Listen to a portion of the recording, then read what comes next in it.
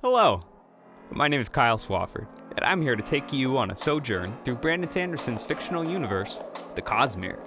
Today, we are going to be looking at the Flora, Fauna, and Spren of Roshar.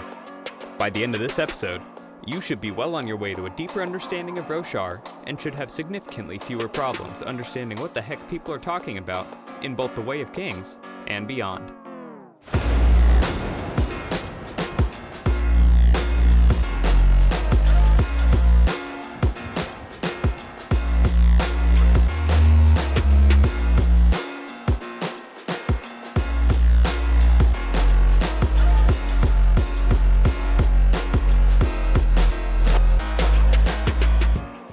This video is designed with new readers in mind, so I am going to keep it free from any plot spoilers. To address my more experienced viewers, I got you, bro. I'll be starting a series of theory videos in anticipation for The Rhythm of War, the fourth book in the Stormlight Archive series. They will be full of spoilers and coated in a shiny layer of tinfoil. But before we board the hype train, I'd invite all my viewers to sit back, relax, and let's take a trip to Roshar. Life on Roshar is defined by the High Storm. This is a gigantic storm that forms on Roshar on a semi-regular basis. It arrives irregularly, blows from east to west, and leaves sediment behind in its wake, called crem. The High Storm influences almost every aspect of the planet's ecology. These storms also fill any gemstones left outside with stormlight, a magic form of light used to power magic systems on the planet. They are also a source of sustenance for some of Roshar's more exotic creatures. The personification, or spren, of High Storms is called the Stormfather by the people of Roshar, and it is unclear if he is an actual being or simply myth. Next, we have the Flora of Roshar. Most flora on this planet have some sort of natural defense against high storms. Many plants will actually retract parts of themselves into outer shells when high storms come, protecting them from winds and flying objects. A notable example of this is a rockbud, a plant that closes up during high storms and then blooms afterwards, reaching its vine-like tendrils out to drink water pooled on the ground. Some other defenses include hard outer layers and only seeding in areas sheltered from the storms. Roshar's fauna has adapted to its environment in similar ways. Most animals found on Roshar are crustaceans of some sort, with carapace to act as protection from both high storms and predators. A good example of this is an axehound, a domesticated species of crustacean that fills a similar role as dogs in Rosharan society. One other variety of fauna I'd like to touch on is the great shells. These are a class of rare crustacean-like creatures that oftentimes grow to incredible sizes. They also form symbiotic relationships with spren and have large, very, very valuable gemstones that grow inside of them. One example we see a lot of in the Way of Kings is the Chasm Fiend, a gigantic apex predator that lives in the chasms of the Shattered Plains. One other notable race on Roshar is the Parshmen.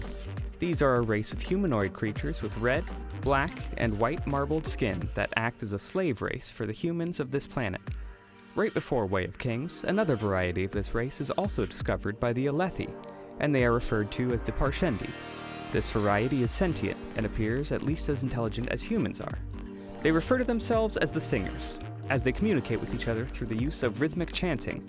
If you think it's kind of messed up that the humans are using this race as slaves, you're correct, and we will be addressing this topic in a video very soon. Finally, we have spren. These are a collection of spirits on Roshar that embody human emotions, thoughts, or concepts. These spirits reside almost everywhere on Roshar, and different spren will appear depending on what and how strongly an emotion or thought is being expressed. For instance, when you're cold spren will appear around your feet, taking the form of spikes growing around an afflicted individual. Another example is glory spren, who congregate around people experiencing pride in their accomplishments, and appear as golden orbs circling around people. It should be noted that the people of Roshar refer to any unknown spirit as spren, whether they actually fall into that category or not. Well, I think that about wraps up our overview of the flora, fauna, and